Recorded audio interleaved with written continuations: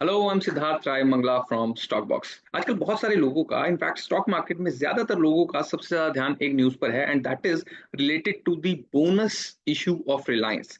रिलायंस अपने share holders को bonus shares issue कर सकता है, और ज्यादातर लोग इस बात को लेकर एक्साइटेड हैं और इस बात से अट्रैक्ट होकर शेयर्स को बाय करने में लगे हुए हैं कि बोनस जो रिलायंस देगा उसमें अच्छा खासा प्रॉफिट बन सकता है। तो उसमें कुछ मिसकंसेप्शन हैं, कुछ चीजें हैं जो समझने वाली हैं। आई थॉट उसके बारे में हमें जरूर आज बात करनी चाहिए। मैं अपनी स्क्रीन आपके साथ शेयर करता हूँ। यस। तो हम समझते हैं कि बोनस का एक्चुअली मतलब होता क्या है।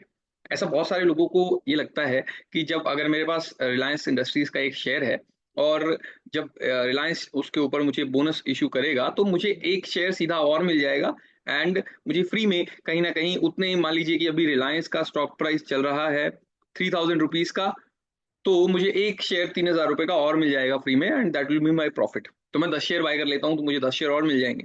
ऐसा नहीं होता है। बोनस कुछ अलग तरीके से काम करता है। समझते हैं कि कैसे काम करता है। मान लेते हैं कि आपके पास इस टाइम पर रिलायंस का एक शेयर है।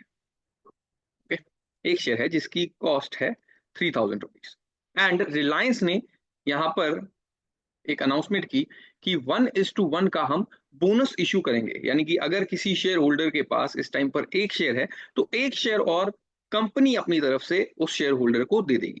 ठीक है। एंड इसके लिए कंपनी ने एक रिकॉर्ड डेट बताई। सबसे पहले ये रिकॉर्ड डेट समझनी बहुत जरूरी होती है। रिकॉर्ड डेट उस डेट को कहते हैं जिस डेट पर कंपनी अपने रिकॉर्ड्स के अंदर ये देखती है कि हमारे शेयर होल्डर्स कौन कौन है। ठीक है। जो जो कंपनी के शेयर होल्डर्स होंगे उन्हें ये जो बोनस है उसका फायदा दिया जाएगा। अब मान लीजिए कि यहाँ पर कंपनी ने कहा कि let's say for example company ने कहा कि 10th of September जो है वो हमारी रिकॉर्ड डेट है। तो अगर 10th of September को हमें कंपनी की बुक्स के अंदर एज अ शेयर होल्डर दिखना है, तो the last date to buy the shares will be 9th of September, right.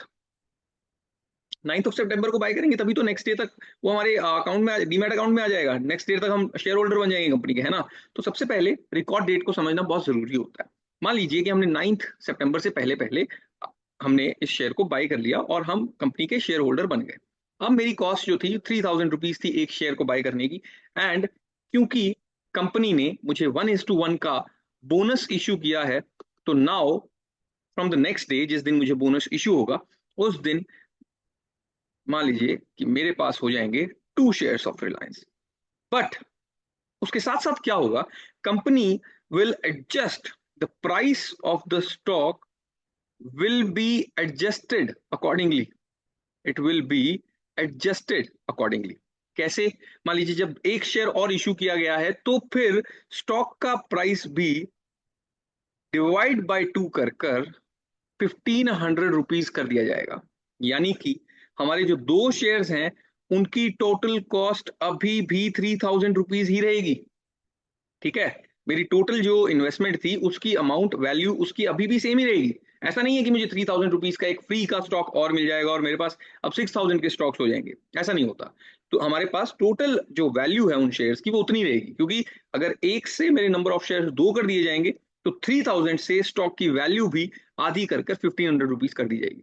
लेकिन तब ये फिर ये क्वेश्चन उठता है कि कंपनी ऐसा करने का शेयर होल्डर को फायदा ही क्या, कि अगर ये कोई प्रॉफिट ही नहीं है और मेरी कैपिटल उतनी ही रहती है तो फिर इसका फायदा क्या।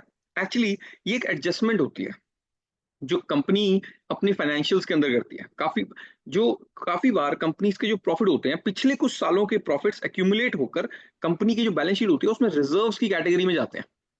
ठीक है। बोनस के टाइम पे रिजर्व से कंपनी इस पैसे को कैपिटल के अंदर शिफ्ट करती है, अपनी शेयर कैपिटल के अंदर। ठीक है। तो ये एक एडजस्टमेंट होती है बैलेंस शीट के अंदर, एंड इसका जो इम्पैक्ट होता है मार्केट के अंदर वो जनरली पॉजिटिव होता है, क्योंकि over a period of time, next 6 8 10 months में, 12 मंथ्स में, ये जो प्राइस घटकर यहां से, ये वाला जो प्राइस है 3000 से घटकर एडजस्ट करके 1500 कर दिया गया है। ज्यादातर केसेस में, काफी बार, एटलीस्ट रिलायंस जैसे केसेस में, ये अगले 1 1.5 2 साल में फिर से बढ़कर प्राइस 3000 रुपीज हो जाता है। ठीक है। और जब ये इस बार 3000 होगा तो मेरे पास एक के बजाय दो शेयर्स होंगे, and then I will definitely make a profit, क्योंकि अब मेरे शेयर्स की वैल्यू इस बार जब स्टॉक 3000 का होगा तो मेरे टोटल शेयर्स की वैल्यू 6000 रुपीज हो जाएगी। ठीक है।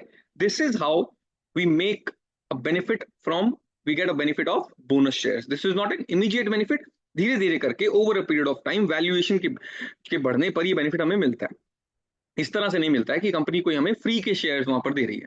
तो इस तरह से बोनस शेयर्स काम करते हैं. ये एक रिकॉर्ड डेट होती है जिसके बारे में हमने बात की. रिकॉर्ड डेट के कॉन्सेप्ट को भी समझना बहुत ही इंपॉर्टेंट है इसके अंदर. तो जब भी रिलायंस का पूरी अनाउंसमेंट बोनस शेयर से रिलेटेड आ जाती है तो उसके इन डिटेल्स के ऊपर नजर रखना बहुत ही इंपॉर्टेंट होगा. ठीक है. एंड कॉशियसली सिर्फ ये समझकर कि मैं पैसे डाल देता हूं एंड उतने ही शेयर्स मुझे कंपनी दे देगी, ये समझकर तो बिल्कुल भी हमें बोनस का बेनिफिट लेने की कोशिश नहीं करनी है. तो आई होप कि इस वीडियो के बाद आपको बोनस क्या होता है, कैसे काम करता है, इसकी हमें एडवांटेज किस तरह से मिल सकती है, इस सभी चीजों को लेकर काफी क्लैरिटी मिली होगी. नेक्स्ट वीडियो में इसी तरह से एक इंपॉर्टेंट और इंटरेस्टिंग टॉपिक के साथ फिर से मिलते हैं. तब तक के लिए अगर आपको ये वीडियो अच्छा लगा तो please like share and subscribe to the Stock Box channel. Thank you very much.